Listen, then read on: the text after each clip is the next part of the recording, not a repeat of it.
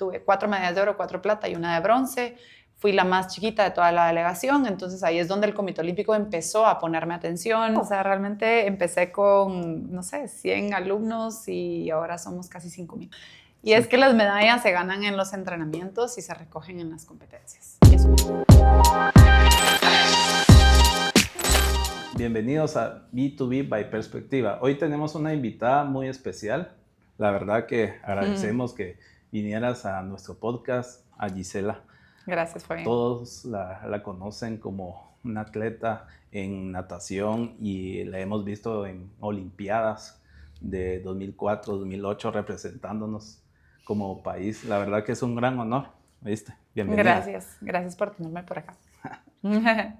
La verdad que cuando uno ve a un atleta de alto rendimiento y uno los ve que tienen que hacer un montón de ejercicio, disciplina un montón para llegar a esas metas y ser tan competitivos a nivel mundial. Pero a mí me interesa mucho cómo surgió ese amor a la natación, porque realmente es tanta constancia y persistencia. ¿Cómo lo heredaste? Yo creo que no lo busqué, sino que me encontró. Realmente desde chiquita siempre fui una niña muy inquieta, me encantaba el agua. Mi mamá cuenta, pues porque no se recuerda, entonces eso es lo que cuentan los papás, que yo era la chiquita que siempre salía como que caminando y me tiraba a la piscina. Entonces por esa inquietud y que yo siempre me tiraba sin preguntar, me metieron en clases de natación. Y así es como empezó todo el tema de la natación, realmente por una búsqueda de estar seguro dentro de una piscina, dentro del agua. Viajábamos mucho en familia a Río Dulce. Casi todos los fines de semana mi papá era amante de irse a Río Dulce. Entonces, estábamos rodeados constantemente de mucha agua, la lancha, la wave, que esquiar, que mucha actividad acuática. Entonces, realmente era una necesidad el que mis hermanos y yo estuviéramos seguros adentro de un medio acuático. Sí, porque era un riesgo, totalmente. Total. Entonces así empezó realmente, empezó como todo papá, como parte de una enseñanza para que tus hijos estén seguros dentro de una piscina. Mis hermanos eran algo friolentos, me recuerdo, entonces mi hermano grande no le gustaba nadar, la verdad que él sí la sufrió un poco, entonces no lo hizo. El mediano estuvo un poquito más de tiempo y bueno, yo fui la que amaba, o sea, me encantaba estar dentro de la piscina, terminé el programa como de enseñanza, por así decir. Y en esas como pinceladas uno va intentando competir, uno va intentando participar en competencias escolares, que nacionales, que pequeñas como competencias chiquititas. ¿Y ahí qué te llamó la atención como no sé, ganar el primer lugar o ya Sí. eras un poco competitiva? Creo que siempre he sido competitiva, pero sin duda alguna creo que ahora que lo veo como mamá con mis hijos, uno de niño busca el éxito, ¿verdad? Uno busca dónde destacarse. Entonces, por ejemplo, yo era muy buena para básquet por la altura, era muy buena en atletismo, en salto largo y salto alto, era muy buena en natación. Entonces, obviamente, si había mañanas deportivas y yo ganaba, me inclinaba al deporte donde me iba bien. Eventualmente, pues, me enfoqué muy rápidamente solo en la natación, entonces fui dejando lo demás a un lado, gracias a Dios, pero lo veo con mi hijo chiquito. El día de hoy mi hijo chiquito hace natación, hace taekwondo y hace tenis. Entonces, este mes tiene un torneo de tenis, le va bien, entonces, mamá, quiero ser tenista. El siguiente mes tiene una competencia de natación y le va bien, mamá, quiero ser nadador. Y así se van, ¿verdad? Porque van buscando en dónde sobresalir. Claro. Yo creo que así empezó conmigo. Fui sobresaliendo muy rápidamente en la natación. Era de las niñas que competía y ganaba muy rápido, muy fácil, sacaba distancia a las demás competidoras y encima tenía pues la altura, el cuerpo, sí, la totalmente. disposición para poder hacerlo, así que se fue dando como muy natural. Pero digamos de alguna forma la federación o cómo llegaste al equipo nacional.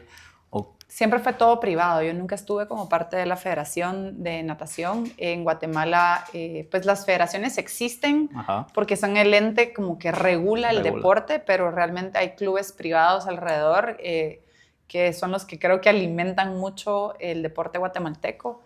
Yo vine de un club privado al 100%, entrené en ese club privado y solo la federación organiza competencias nacionales y uno solo participa en ellas, ¿verdad?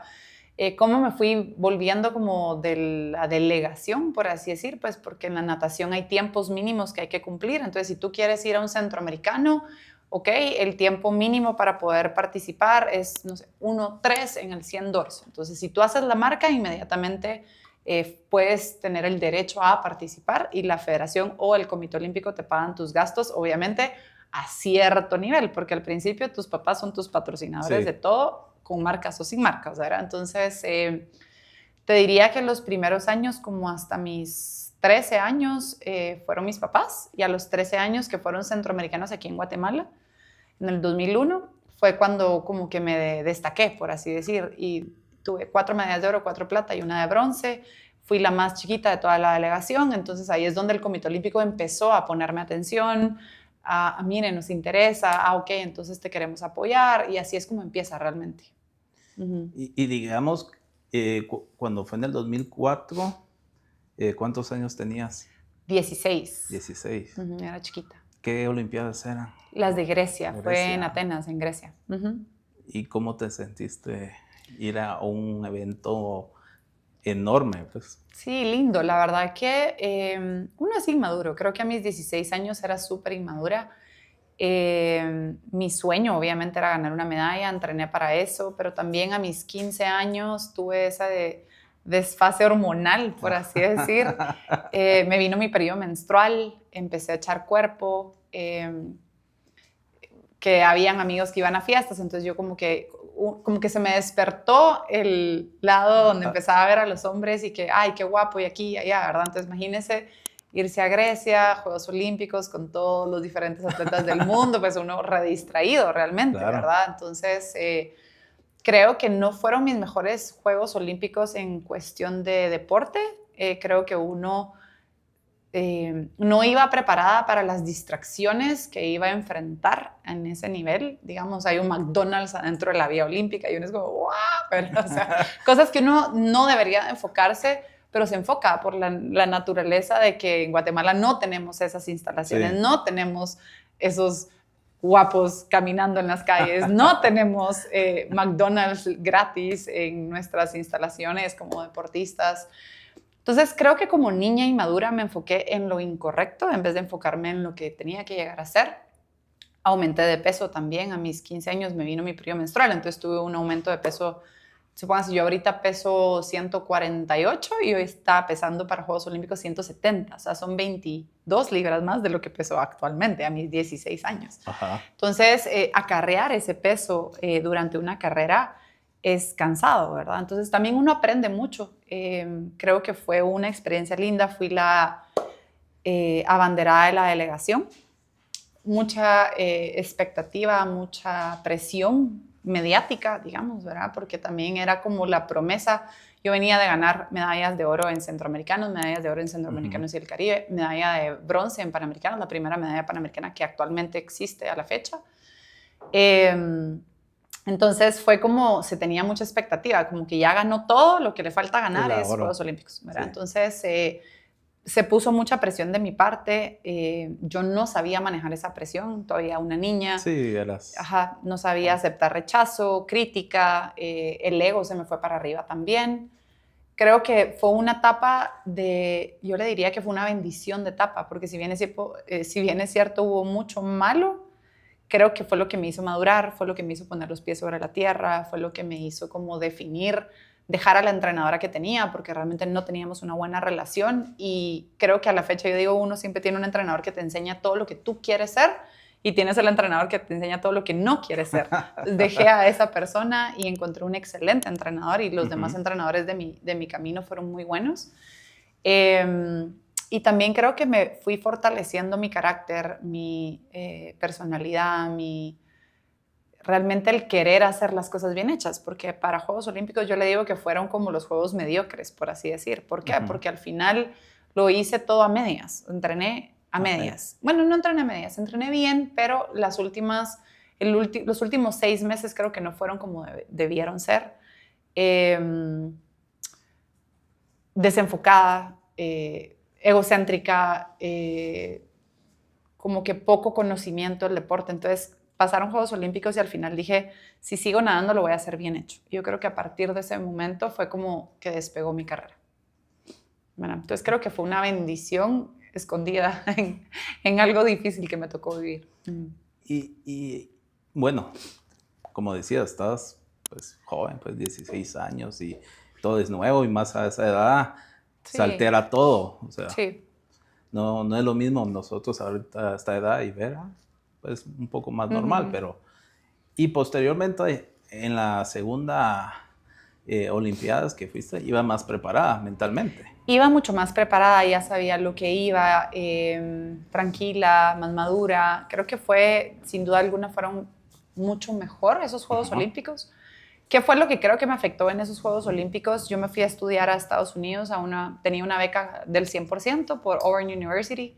Me fui ahí, luego me transferí a la Universidad de Texas y estando a 8 creo que meses o 10 meses de los Juegos Olímpicos, tuve una lesión en el tobillo. En un entrenamiento de la universidad se me fue el tobillo, entonces estuve con bota casi 4 meses, en donde no podía entrenar al 100%. Entonces yo creo que esos meses de mi desafío, de mi lesión, me afectaron un montón en la parte de mi entrenamiento, pero creo que al final fue mi mejor marca, rompí mi propia marca personal, quizás no entré a una semifinal o lo que se esperaba, pero digamos que yo era parte de un proceso. Así que no, fueron unos buenos Juegos Olímpicos, fueron unos Juegos Olímpicos en donde me comprometí, yo estaba ya comprometida para Juegos Olímpicos, nos fuimos con mi esposo para Beijing, fue una experiencia muy linda, no sé, ya otra faceta de mí, digamos. Y la verdad que cuando tenés como el ojo de todos los guatemaltecos, como que, ¿qué presión sentís cuando todos te quieren ver ganar?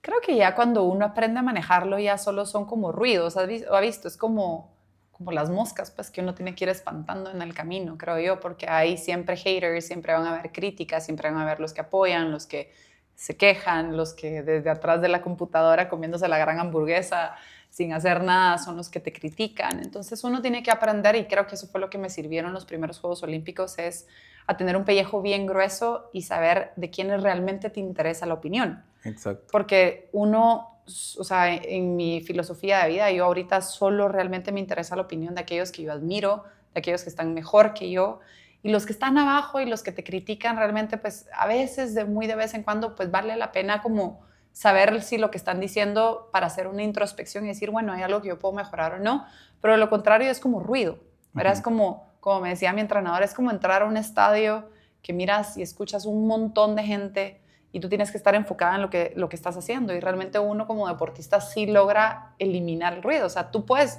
a mí me pasaba que yo estaba en una competencia y ya no escuchaba nada, digamos, me preguntan, ¿y no escuchaste el no sé qué? ¿Y no te escuchaste cuando te grité? ¿Y no escuchaste la trompeta? No escuché nada, estaba tan enfocada que ya no escucho nada. Entonces yo creo que eso es como lo que a uno le va ayudando como esa madurez, el aprender a saber distanciar las distracciones, a enfocarse, a saber qué opiniones son las que importan y saber hacia dónde uno va. Como más enfocada en llegar a tu meta, en lo que querés personalmente, me imagino. Correcto, sí. Creo que algo que me ayudó mucho en esa época, que yo siempre era una persona como muy competitiva en el buen... se puede para bien y se puede para mal, pero digamos, creo que cada vez que alguien me decía no vas a lograr algo, yo agarraba ese comentario o eso como hambre para demostrar lo contrario. Entonces, creo que me ayudó. Hay personas que te dicen tú no lo vas a lograr y se apachan, ¿verdad? Y les afecta y como que, no, me dijeron esto, y en mi caso era, te voy a demostrar todo lo contrario. Era como que agarra y hambre. Era leña para el fuego. Ajá, era todo como, díganmelo más, porque me daba mucho más fuego, creo yo. Entonces, creo que gracias a Dios traigo esa personalidad, porque sí creo que es algo que se trae. No me recuerdo puntualmente si lo desarrollé o algo, pero desde chiquitita, o sea, me recuerdo que mi entrenadora, hasta que te contaba, y mi mamá en algún momento también me decían, te voy a poner pósters en tu cuarto de nadadores exitosos. Y te decía, no, yo no quiero el póster de nadie en específico porque yo no soy esa persona. Yo quiero aprender lo mejor de esta y lo mejor de esta y lo mejor de esta, pero en todo caso pongamos un póster mío, era como que yo no quería tener a una persona específica. Entonces yo creo que eso es como algo que lo traigo desde chiquitita y me caía re mal que me compararan con alguien. Yo decía, sí, pero yo no soy esa persona. Mi entrenadora me decía, ¿por qué no entrenas como tal persona? Porque yo no soy esa persona. Entonces creo que son características que chistosamente ahorita que se lo cuento, digo, a veces mi hijo me vuelve loca cuando me responde lo mismo, pero por otro lado digo, qué bueno, porque está haciéndose su propia persona y su propia personalidad. Mira, duele y cae mal al principio como papá, pero se puede. Y digamos, ya en tu proceso, ya cuando ya dejaste de ser una profesional en natación y te casaste. Bueno, me casé y pasaron muchos años y después dejé de nadar. Yo dejé de nadar a los 30. Me casé a los 20, o sea, fueron 10 años de que fui nadadora, esposa, mamá y empresaria todo al mismo tiempo. Pero nadabas siempre en temas en profesional. Sí, yo clasifiqué para 4 Juegos Olímpicos. Solo fui a Atenas y a Beijing. Clasifiqué para Londres, pero en Londres decidimos con mi esposo, ya teníamos 3 años de estar casados, decidimos tener a mi primer hijo, entonces yo planifiqué a mis hijos por cada ciclo olímpico realmente. Entonces dije, ok, prefiero no ir a Juegos Olímpicos ahorita, ya clasifiqué con marca A y decidí mejor no ir porque mi relación, ya estaba cansada, como que uno tiene una relación amor y odio con su deporte y creo que en esa particular etapa de mi vida fue más la etapa de odio que de amor, ¿verdad? Entonces necesitaba un descanso del deporte. Así que dije, bueno, este es el momento ideal para tener a mi hijo. Juegos Olímpicos para poder arrancar el nuevo ciclo olímpico bien. Así que tuve a mi hijo, justo nació en agosto del 2012, cuando estaban los Juegos Olímpicos en la televisión. Y me recuerdo, mi hijo en el 2012 nació y yo en diciembre del 2012 ya estaba compitiendo. O sea, 4 meses después yo me fui a competir. Entonces arranqué todo ese ciclo olímpico, lo hice completo y clasifiqué para Río. Y 2 meses antes de Río me troné el hombro en una competencia y me tuvieron que operar. Y ya no pude ir. Pero hubieran sido los mejores Juegos Olímpicos de mi vida. O sea, mi mejor marca de mi vida la hice 4 meses antes de mi cirugía. Entonces fueron 16 años, o sea, fueron 4 ciclos olímpicos completos los que yo hice. ¿Y qué pasa en tu mente? Porque es como, no sé, es como amor y odio. Siento que era algo. Sí, es amor y odio. O sea, el deporte siempre va a ser una relación amor y odio para todos los deportistas. Creo que las personas asumen que porque uno hace su deporte 8 horas al día, todo el día está enamorado, pero lo mismo le preguntaría a un colaborador en una empresa. ¿Tú las 8 horas de tu trabajo las amas todos los días, los 365 días del año? No. Seguramente hay días que te levantas y vas a trabajar y odias tu trabajo. Y hay etapas en donde de verdad quisieras no hacerlo y tomarte un descanso. Yo creo que todo nos pasa. Tampoco amas al 100% a tu pareja todos los días de tu vida. O sea, hay etapas en donde uno se los imagina y los quisiera ahorcar y después al ratito ya se superó esa etapa. Entonces creo que al final es una relación amor y odio. Siempre tenemos ese 20% de lo que hacemos que no nos va a gustar. Tal vez a veces en el deporte lo difícil es que es un tema físico y es un tema mental. O sea, no es solo un desgaste mental. Yo ahora que trabajo y que tengo esa comparación, yo digo, ok, yo puedo estar cansada, pero qué rico es estar cansada con un poncho, con un suéter en la computadora, moviendo los dedos y pensando, pero no tengo un desgaste físico. Lo más que me duele la espalda porque estoy sentada mucho tiempo, me paro, me voy a dar una vueltecita y me regreso a sentar. Pero cuando tú trabajas en tu deporte, digamos, cuando eres un deportista de alto rendimiento, recibes un desgaste físico bien fuerte. Entonces hay un desgaste mental, hay un desgaste físico. Por ejemplo, habían días en donde yo no podía pero ni levantar los brazos para secarme el pelo. O sea, la secadora de pelo me pesaba tanto que me tenía que secar el pelo así, porque era un desgaste físico. Entonces, creo que eso es lo difícil de ser un deportista de alto rendimiento, que no, uno dice, eso es re sano. No, ningún deportista de alto rendimiento está saludable. Siempre estás en la línea de lo que ya no es saludable. Estás siempre empujando la barrera de las lesiones, de los golpes. Me recuerdo que cuando yo nadaba, mi sistema inmunológico era bajísimo. Yo me enfermaba casi cada mes, antibiótico casi cada mes. Yo padezco de rinitis, soy alérgica al cloro, chistosamente, siendo nadadora. Entonces, una como alergia se me convertía rapidísimo en una infección. Entonces, son etapas, ¿verdad? Sí, normalmente te diría, es que nadas y comes bien y deberías de ser la mujer más sana de este mundo, pero No, porque el entreno lo llevas a tal extremo que ya no es tan saludable, digamos, ¿verdad? te desgasta. Te desgasta. Uh-huh. ¿Y cuántas veces en tu trayectoria que nadaste decidiste dejar de nadar? Ay, Dios, yo no quería dejar de nadar todas las semanas, nunca, no pasó por mi mente. Yo creo que casi todas las semanas, o sea, habían etapas que yo decía, ya no quiero, y sobre todo entrenos que lo desafiaban a uno, habían entrenos que de verdad yo me ponía a llorar a medio entreno. O sea, son entrenos de 3 horas, 4 horas, Uh-huh. Y el entrenador ahí, más duro, y gritándole a uno, y uno, por más que le dé, uno no logra nadar más rápido, entonces uno se frustra. El cansancio, que uno no puede ni respirar, entonces me recuerdo que me ponía a llorar, me ponía a llorar a medio entreno, y mi entrenador solo me daba, bueno, tómese esos 5 minutos, llore, ya se le quitó, continuamos, pues yo, no. Entonces, no sé, son etapas, yo creo que de verdad casi todas las semanas, o por lo menos una vez cada mes, sentí que ya lo iba a dejar. Tenía días donde yo iba con mi entrenador, ya hoy no voy a nadar, y me decía, solo métase el agua, hagámoslo suave hoy. Uh-huh. Un día a la vez, está bueno.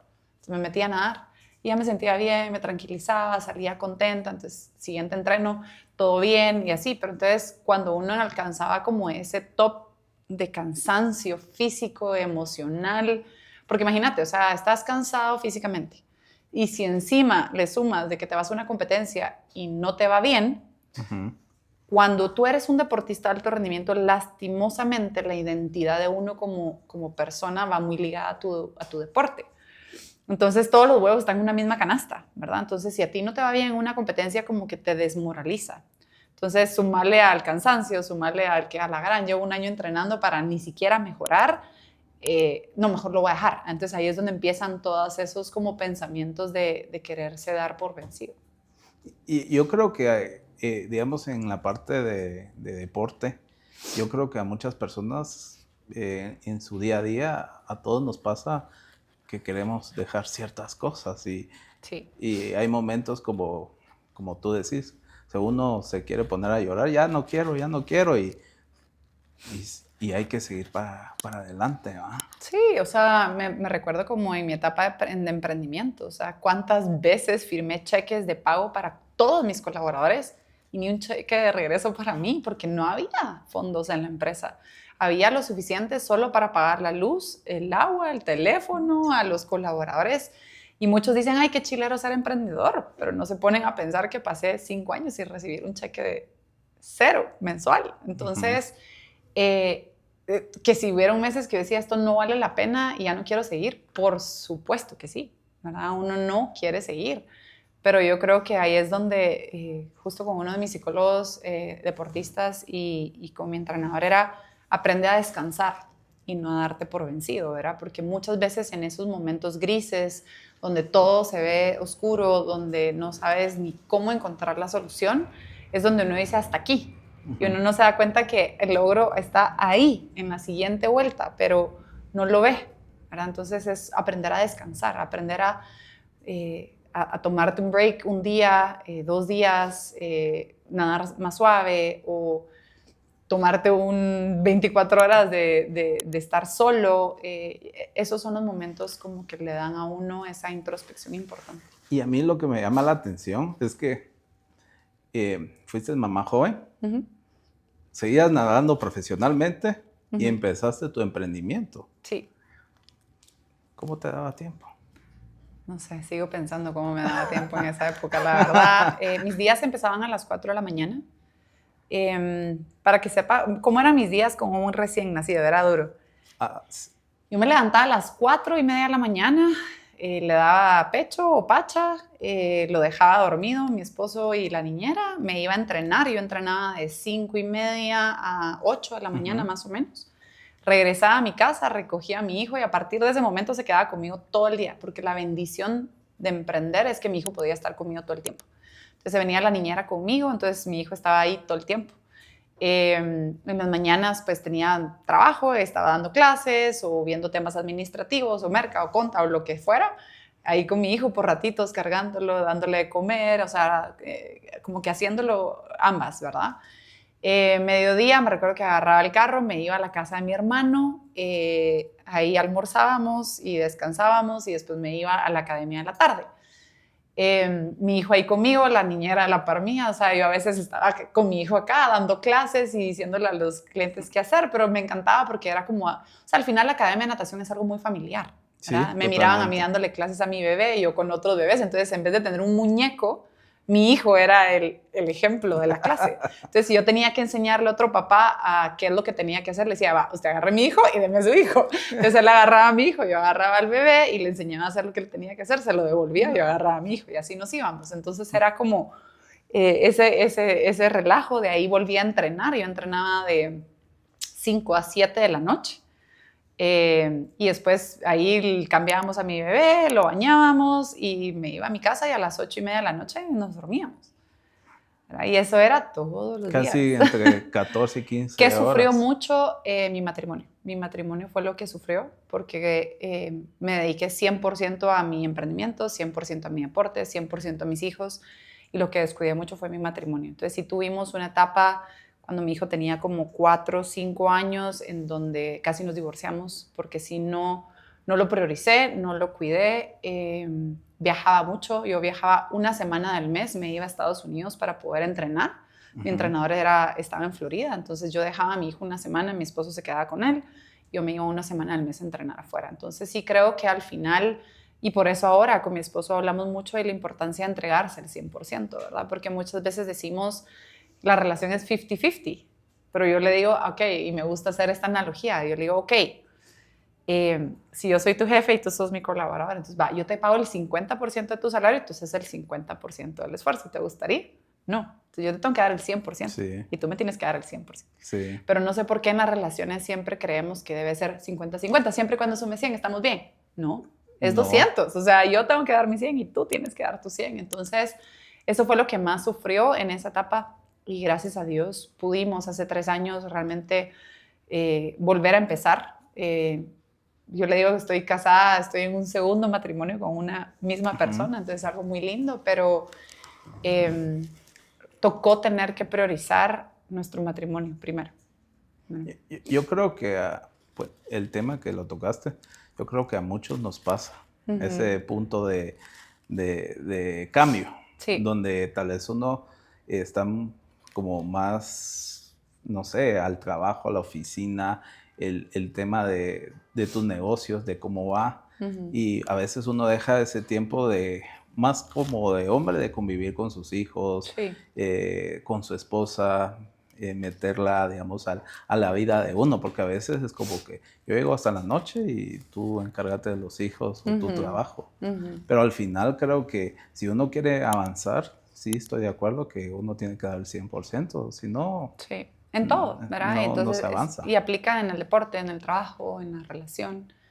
Entonces sí, fue como etapa compleja, creo yo, de emprender siendo mamá joven, pero lo agradezco ahora. Tengo 37 años, mis hijos ya, gracias a Dios, ya están grandes, ya libres, ya podemos viajar más con mi esposo y mis amigas están empezando a tener hijos y digo, ay, que gracias a Dios yo ya salí de eso. Ah, Entonces, qué dicha. ya, qué dicha, la verdad que sí, me siento agradecida y bendecida. Yo nunca fui a parrandear, o sea, no es como que digo, ay, me perdí, no me gustaba la fiesta, no me gustaba la parranda, entonces al final creo que la aproveché bien en mi etapa de juventud, en que ahora ya estoy grande, tengo los recursos, tengo la libertad financiera, tengo la capacidad de poder disfrutarme de mi esposo, mientras mis hijos todavía están chiquitos, pero ya no me demandan tanto tiempo, entonces ¿Cuántos años tiene? mis hijos tienen 13 y 8. Ay, sí, ya se cambian solos. Ya se cambian solos, ya estamos en esa etapa. Sí. No, la verdad que es de alguna forma sorprenderte ver, porque muchas personas dirían que a la edad que emprendiste es como, no, dedícate un rato con tu bebé, o porque tenías varias pasiones al mismo tiempo. Que sí lo dediqué, ¿verdad? O sea, realmente tuve la Y, bendición de tener a mi hijo todo el tiempo conmigo.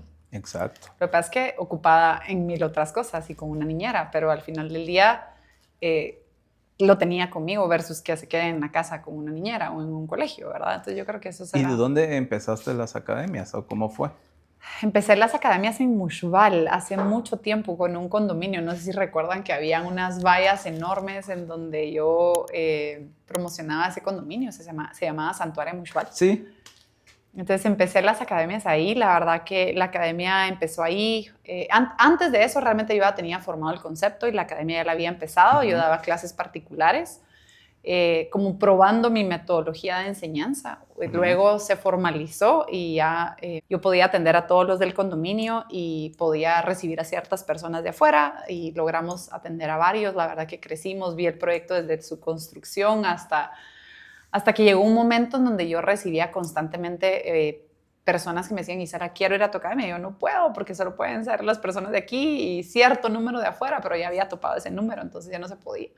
Entonces empecé a buscar y a tocar puertas para ver cómo yo podía realmente expandir y poder atender al público abierto y no estar tan chiquita. Entonces yo tenía, en ese momento, yo tenía al condominio de Santuario Mushval y los condominios de Arrasola. Entonces éramos, pues yo atendía a varios condominios y a Santuaria mientras estaba embarazada. Después nació mi hijo, entonces mientras tenía mi bebé recién nacido. Y ahí por el 2014, 2015, ya abrimos una academia con los del Suizo, nos asociamos en esa piscina. Entonces tengo academias dentro de los suizos americanos, ahí con ellos tengo esa sociedad y luego ahora tengo otras 3 más, o sea, tengo 5 en total. Y bueno, y así empezó, o sea, realmente empecé con, no sé, 100 alumnos y ahora somos casi 5,000. 5,000 alumnos. Sí, somos 172 colaboradores al día de hoy. ¿Y en algún momento lo pensaste que ibas a llegar a ese punto? La verdad que no, y fue una transición peculiar, porque yo empecé las academias en el condominio, ¿verdad? Cuando estaba ahí, y eso era, yo decía, bueno, estoy cómoda actualmente. ¿Por qué? Porque mamá recién estrenada, todavía estaba entrenando competitivamente con las academias, viajaba mucho por el entreno y salir a competir. Pero cuando empiezas a ver como la demanda y dices, no, o sea, sí quería algo más grande, ¿verdad? Entonces me asocio con los del Suizo, entonces manejaba las dos, manejaba Santuaria y Zona 16, que es la sede actual, la principal, entonces manejaba las dos. Pero llegó ese momento que te digo que fue como ese pivot con mi esposo en donde yo decía, algo tengo que priorizar, o sea, algo tengo que dejar, no quiero dejar de nadar, obviamente no puedo dejar de ser mamá, no quiero cerrar mi academia, entonces decidí dejar las academias de Mushval y quedarme solo con Zona 16, ¿por qué? Porque podía atender a gente de afuera. Entonces ahí empecé como a crecer. Y no me imaginaba más que con 2 academias más, o sea, una más, digamos. Entonces abrimos, eso fue en el 2015, digamos, realmente. 2017 abrimos la segunda, que fue con los del Suizo también, en San Cristóbal. Y luego se me abre la oportunidad en el 2019 de tener una tercera, y justo entra pandemia, y también ahí, antes de pandemia, trajimos con mi esposo F45. Luego compramos la franquicia FemFit, que son los gimnasios de entrenamiento funcional para mujeres. Entonces yo creo que con eso yo ya tenía mis manos ocupadísimas.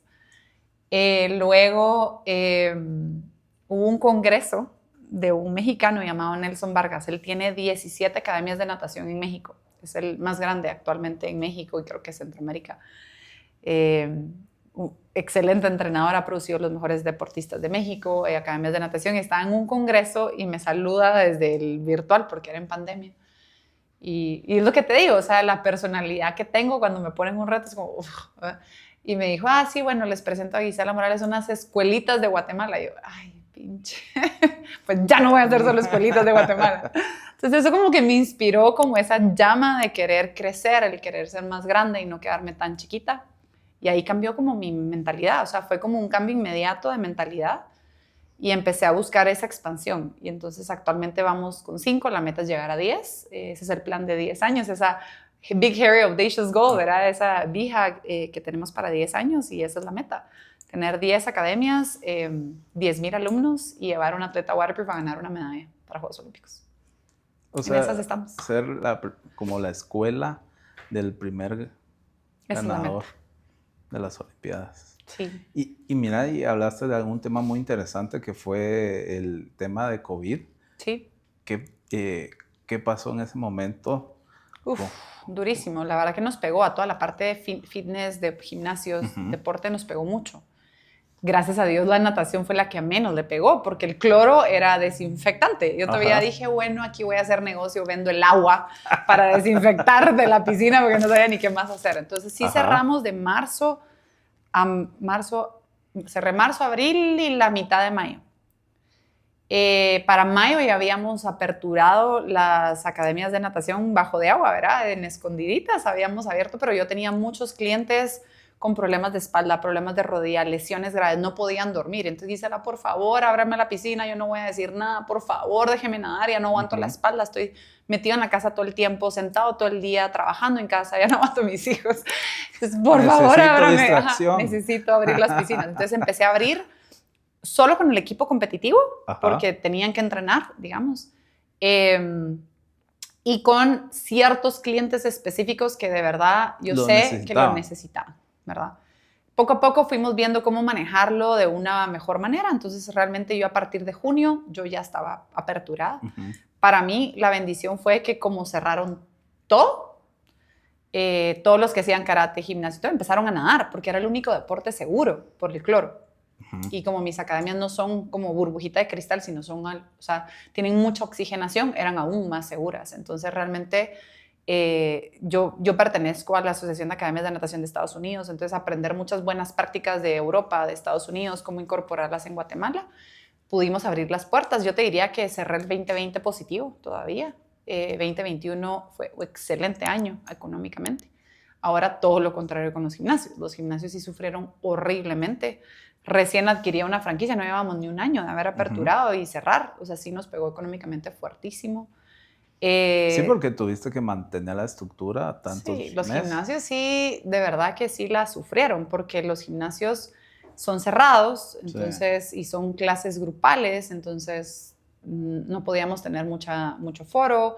Esos, ¿te recuerdas los benditos cuadros que nos ponían a separar? En fin, de verdad que sí fue todo un tema, los gimnasios. Usar mascarilla por tanto tiempo a la gente no le gustaba, entonces se volvió como incómodo. Entonces los gimnasios sí sufrieron un impacto financiero fuerte, y aún así pues logramos ser creativos. La verdad que yo te digo, yo no sufrí, yo no siento que sufrí la pandemia porque no estuve encerrada en mi casa. Yo podía ir a cualquier gimnasio porque estaba vacío, entonces yo me la pasaba en los gimnasios, me iba a entrenar, me iba a nadar, o sea, realmente la pasamos relativamente bien, gracias a Dios. Económicamente nos pegó fuertísimo, pero mi esposo tiene una financiera y esa fue la que, en cuestiones del hogar, digamos, fue la que apoyó económicamente en ese momento. Sí, porque ese fue un duro golpe, sí. Golpe. Pero está a punto de vender botes de agua, o sea, y que fuera el desinfectante que todo el mundo... Y aquí saco plata de las piscinas. Agua de cloro. Hay que ser creativos, decía yo. Entonces, bueno, pero no, ya no llegamos a eso. Pero me imagino que en esos momentos te hace mucha reflexión de si tomé alguna buena decisión con el tema de los gimnasios, cuál iba a ser el futuro de esto. O sea, sí, nos hace ser y reflexionar, pero creo que yo me dedico al deporte porque me apasiona, porque sé que soy muy buena en el emprendimiento deportivo. Van a haber etapas en donde esos segmentos van a sufrir, y yo creo que lo importante ahí es cómo diversificas tu riesgo, ¿verdad? Es como lo mismo en el deporte, como no tienes todos los huevos en la misma canasta, y ahí es, o sea, sí veo que cuando yo solo era nadadora fue mucho más difícil. En el momento que yo me convertí en mamá, como que se dispersaron esos huevos. Entonces a mí me iba mal en el deporte, pero yo era mamá y tenía otras cosas de qué sentirme orgullosa y agradecida y feliz. Entonces diversifiqué el riesgo. Entonces yo creo que lo mismo funciona con los negocios. Al final del día sabemos que en algún momento pues estos puede que suba o que baje o que nos vaya bien o que hayan crisis económicas, y es como tú logras diversificar con otros negocios o otros emprendimientos o con inversiones ese riesgo financieramente. Y de alguna forma, digamos, con todo este aprendizaje y todo lo que hemos estado hablando de tu evolución. Ujú.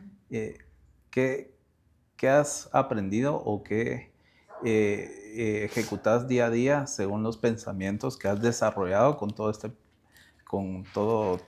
esto que has hecho? ¿Ah? Varias cosas. Yo creo que sin duda a mí me gusta llamarme como una emprendedora de alto rendimiento, porque sí aplico mucho todos los hábitos y los conceptos de ser nadadora de alto rendimiento en mi vida como emprendedora. Ujú. Tuve que pasar por una etapa de suavización, digo yo, de suavizar un poco mi personalidad, porque como deportista yo nunca faltaba al entreno. Ujú.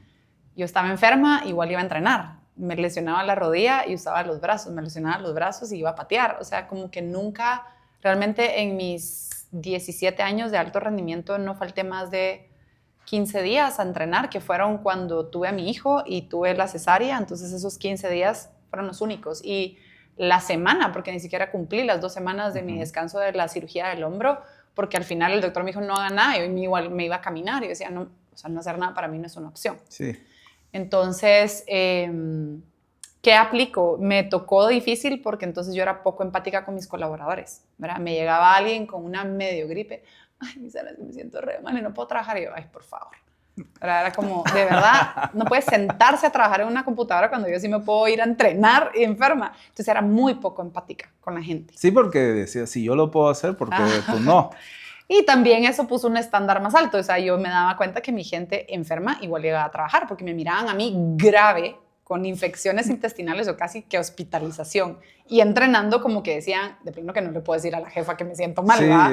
Entonces, subió mucho los estándares del equipo de trabajo, pero también tuve que pasar por esa etapa de ser más empática y entender que no todos son como yo, que no todos tienen mis estándares, no todos tienen mi ritmo de trabajo, y por más que yo quisiera, pues no todos lo logran y no todos están ahí. Por eso no todos llegan a ganar lo que quieren ganar. Y está bien, es parte de como la selección natural, le llamo yo. Creo que ¿qué aplico al día de hoy? Aplico mucho los buenos hábitos. Realmente soy súper enfocada en mis hábitos diarios, en la calidad de las personas con las que me rodeo. Creo que eso...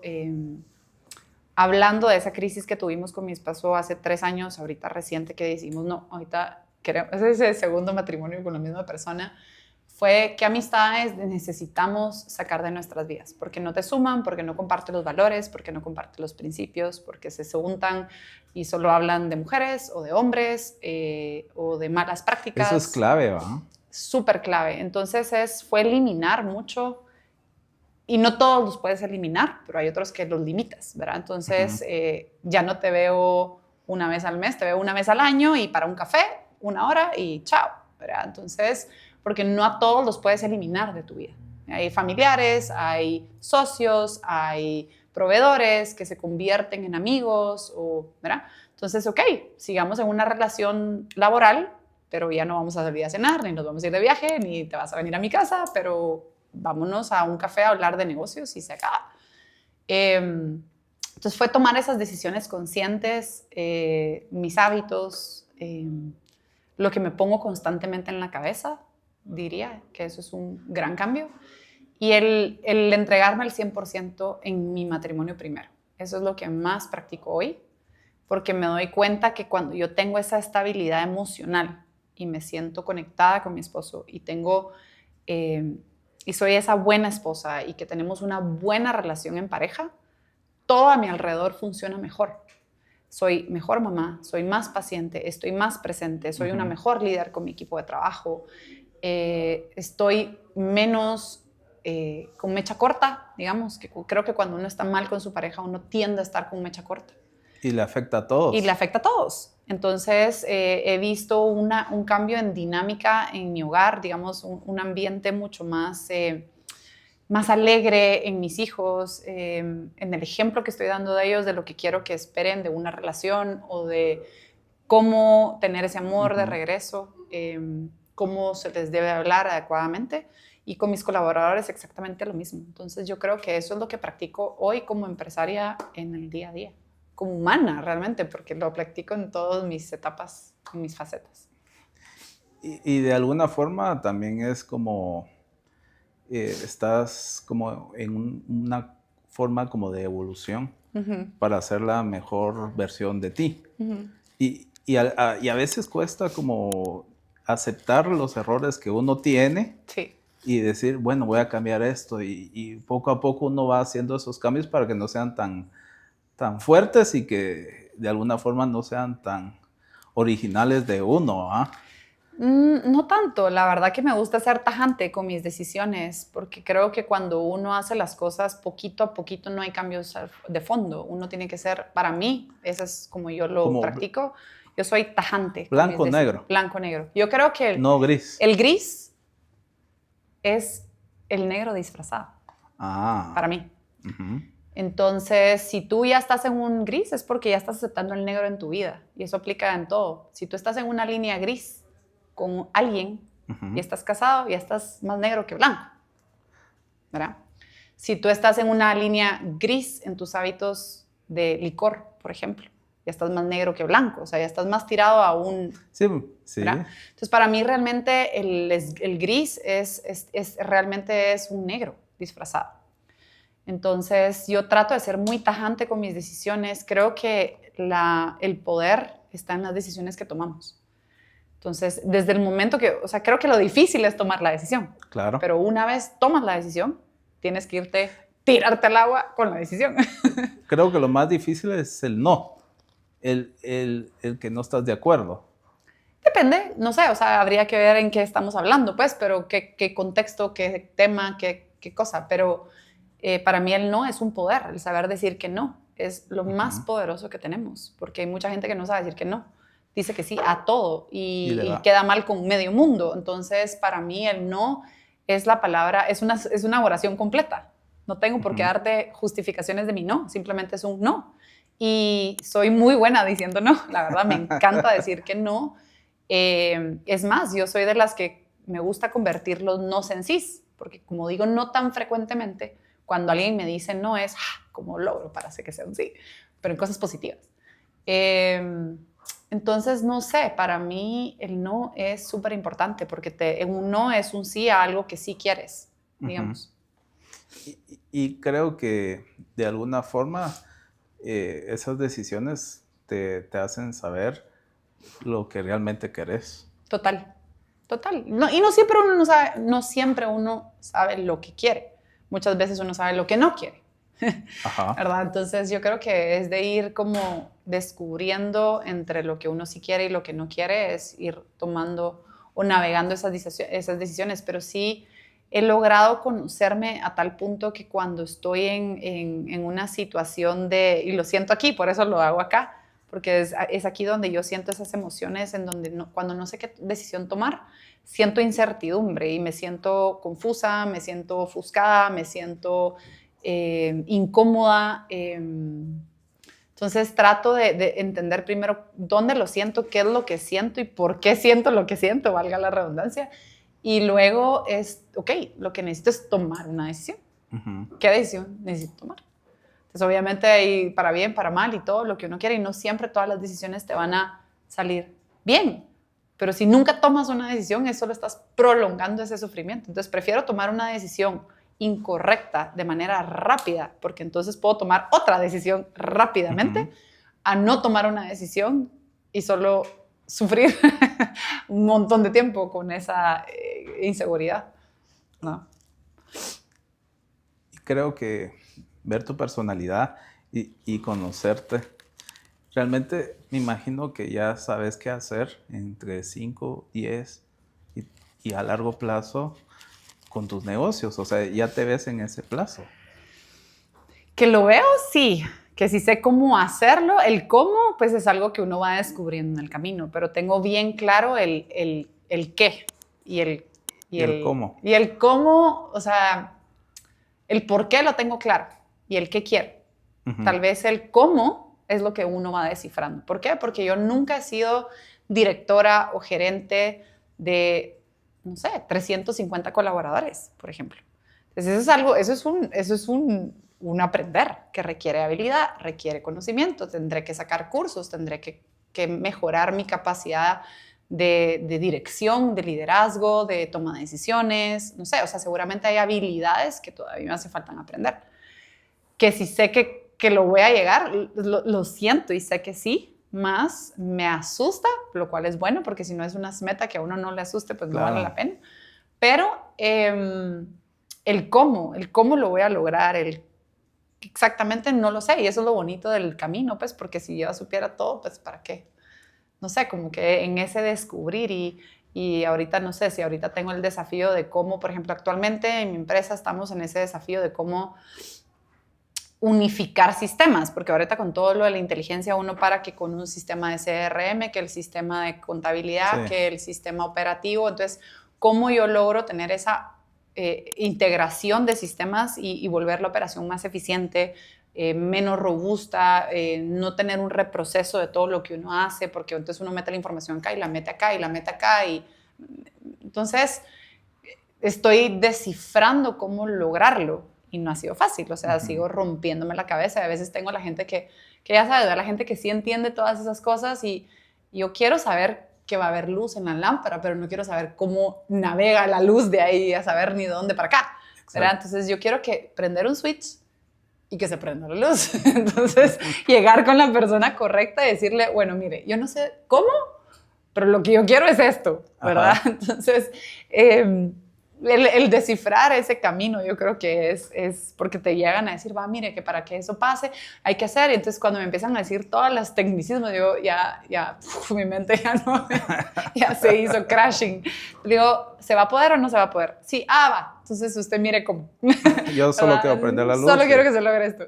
Entonces, interesante. Yo creo que ir aprendiendo, sabiendo qué cursos tomar, qué versión de uno tiene uno que aprender todavía, ¿verdad? Y digamos, ya para como cerrar el podcast, ¿cuál sería la frase que podrías comentar a las personas que nos están viendo y consejo para que sigan sus sueños? Yo creo que ya todos se aburren de escuchar lo mismo y siempre digo la misma porque genuinamente la creo. Y es que las medallas se ganan en los entrenamientos y se recogen en las competencias. Y eso aplica en todo, ¿verdad? Creo que muchas veces, sobre todo en esta época de los jóvenes que todo lo quieren inmediato, no quieren poner el esfuerzo, te renuncian por un WhatsApp, con suerte. Ay, Dios mío. Por Dios, sí. Todavía me está haciendo, de verdad que hay cortocircuito en la mente todavía en estas nuevas generaciones, pero en un mundo donde todo es una gratificación inmediata, digamos, el aprender que el éxito viene del esfuerzo diario, repetidas veces, es lo que te lleva a la medalla, al trabajo, al éxito, o sea, no puedo pretender, y es lo mismo, ¿verdad? Quiero bajar de peso, entonces mejor me meto inyección de Ozempic, porque no quiero ir al gimnasio y comer más saludable. Y quiero estar delgado. Quiero estar delgado. Entonces, eso no es sostenible a largo plazo. Te va a funcionar un tiempo, pero a la larga no te va a funcionar. Puedo hacer dinero rápido con un negocio quizá que no es el adecuado, o lo puedo hacer rápidamente con algo rápido, pero que no va a ser sostenible con el tiempo. Entonces, ¿cómo logras tú poner el esfuerzo todos los días y no esperar mañana el resultado? Yo creo que ese es el poder. Y nosotros con mi esposo tenemos un mentor que se llama Tony Robbins y él dice muy claramente, y creo que estamos pasando por esta etapa, en donde la gente fuerte hace una generación más suave. La gente suave hace una generación más débil y la gente débil hace, pues, a la gente fuerte, ¿verdad? Y yo creo que estamos en esa etapa en donde estamos la gente débil haciendo, tristemente, creo que va a venir una crisis porque estamos pasando por esas generaciones en donde todo lo quieren fácil, todo lo quieren rápido, todo lo quieren. Entonces va a venir crisis, va a venir seguramente tiempos difíciles económicamente. Entonces esas generaciones que nazcan en el tiempo de crisis se van a volver a ser fuertes otra vez y potencialmente van a mejorar otra vez y van a pasar por la etapa. Son ciclos y son patrones que el mundo ha venido trayendo. Entonces, ¿cómo tú logras, si sos en la etapa suave o en la etapa débil, no importa en dónde estés, tú crea tu propio difícil, tú crea tu propia dificultad, tu propio reto, porque de los retos es donde realmente uno crece, ¿verdad? Yo creo que no hay que esperar que venga un tiempo difícil, que venga la crisis, que venga el invierno, que venga la escasez, para uno crear la escasez, el invierno y los tiempos difíciles en uno para formar esa personalidad y ese carácter que te va a ayudar a sobrepasar cada una de esas etapas, ¿verdad? No necesitas que algo externo te lo dicte, mejor empiézatelo a poner a ti mismo de pequeñas dosis para que cuando esas crisis sí vengan y esas etapas sí vengan, tú estés seguro que lo que sea que tú quieres lo vas a poder reconstruir porque tienes las capacidades internas para poderlo hacer. La verdad que tienes toda la razón, ya que estamos viviendo en un momento un poco difícil con la sociedad, pero creo que poco a poco, pues, primero Dios, salimos adelante. Y la verdad que fue fantástica la conversación contigo, de conocerte y ver que desde chiquita y tu disciplina te ha llegado a lo que sos hoy. La verdad que nunca, no sé si te imaginaste de chiquita de alguna forma a la Gisela de hoy. La verdad que no, o sea, creo que tal vez en momentos, pero no lo tenía tan claro. En muchas áreas sí, en muchas partes de mi familia. Hoy tengo la familia que siempre soñé. Hoy tengo los hábitos que siempre quise o el estilo de vida que quise. O sea, sí me imaginé mi estilo de vida, mis hábitos y mi familia. El tema laboral no tanto, porque en esa época yo quería ser chef, muy mal, y yo estudié hotelería y turismo, quería administrar restaurantes y hoteles, así que cero que ver con lo que en su momento quise. Tal vez me imaginé con muchos restaurantes, así me recuerdo en una época que soñé con un restaurante en Nueva York, en la avenida principal, y era el restaurante más famoso de Nueva York. Entonces, creo que tuve mis destellos de éxito en mi mente, sabía qué es lo que quería, pero nunca lo tenía como tan claro. La verdad que me encantó este podcast. Esperemos tener otras conversaciones a futuro. Gracias, y me gustaría que le dijeras tal vez a esa mujer que está pasando momentos difíciles, ¿qué consejo le darías? Difícil, porque depende del momento difícil. Momento difícil es... ¿En qué área? En el área familiar, que lo has tocado bastante. Creo que es algo que siento que hay que, pues... No sé qué decir. Bueno, si están pasando por un tema crisis matrimonial, creo que va a depender es que hay muchos contextos, y yo creo que lo más importante, o por lo menos lo que yo apliqué, es que yo no quería, si es que mi matrimonio fallaba, yo no quería que quedara en mis manos el fallo. Yo quería hacer todo en mi poder para sentirme tranquila y con la conciencia clara que si se fracasaba o me divorciaba o lo que fuera, no estuviera en mí. Entonces me aseguré en crecer, en ser mi mejor versión, en cambiar lo que yo tenía que cambiar para que no quedara en mí. Y lo hice, bueno, y ahora que lo pienso, también lo hice igual en mi deporte. Yo me retiré hasta el momento en donde dije, he hecho todo de mí y no me va a quedar ni un poquito como esos adultos que dicen, ay, si tan solo.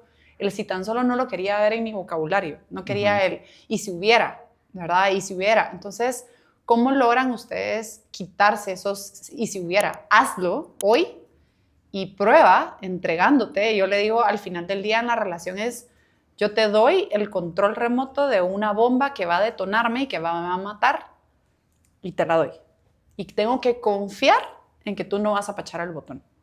Porque es realmente lanzarte al agua y saber que esa persona te puede destruir, te puede hacer daño y que te estás entregando en un 100%, pero que esa persona no va a apachar ese botón. Entonces creo que da miedo. Yo me recuerdo cuando tomé esa decisión, estábamos con mi esposo en Nueva Zelanda y me entró un ataque de pánico y empecé, no podía respirar cuando tomé esa decisión, porque yo decía, me da mucho miedo que me vuelvas a herir, ¿verdad? Entonces creo que es tener esa fe y el saber que si uno se quita todos los si hubieras, si es la persona correcta, esa persona también te va a corresponder. Y si no, ahí está tu respuesta. Creo yo que es no querer forzar algo que no debe ser también, ¿verdad? Entonces, eso es lo único que les podría decir. No, te agradecemos, la verdad que te deseamos todo lo mejor en tus academias y en todo lo que estés haciendo, Gracias. En tus gimnasios. Y gracias a todos por vernos en nuestras redes sociales, en TikTok, Instagram, Facebook, YouTube, Spotify. Agradecemos bastante y esperen ver a otros entrevistados y síganos siempre en nuestras redes sociales y poco a poco tendrán nuevas noticias de eventos y eventos empresariales que vamos a tener el próximo año. Muchas gracias a todos. Adiós.